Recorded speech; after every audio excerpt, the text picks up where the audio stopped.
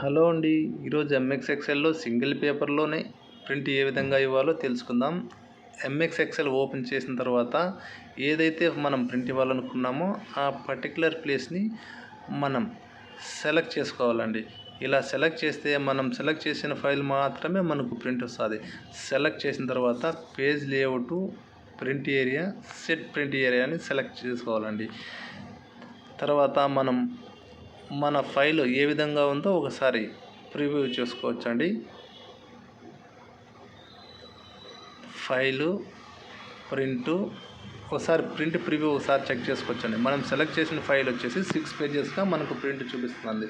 ఇప్పుడు సింగిల్ పేపర్గా ఎలా చేసుకోవాలంటే పేజ్ లేఅవుట్ ఇక్కడ 1 ఇవ్వాలండి. తర్వాత డిఫాల్ట్గా లెటరు ఇలీగల్లో ఉంటుంది. మనకు A4లో ప్రింట్ ఇవ్వాలి కాబట్టి A4 సెలెక్ట్ చేసుకోవాలండి.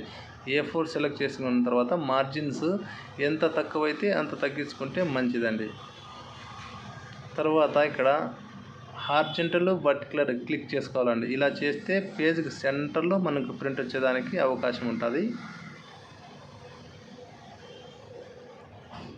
తర్వాత నాకు వచ్చేసి ల్యాండ్స్కేప్లో ప్రింట్ కావాలండి. ల్యాండ్స్కేప్ సెలెక్ట్ చేసుకుంటున్నాను. ఇలా సెలెక్ట్ చేసుకున్న తర్వాత ప్రింట్ ప్రివ్యూలో మనకు కరెక్ట్ వచ్చిందనిపిస్తే మనకు ప్రింట్ ఇచ్చుకోవచ్చండి. Thank you.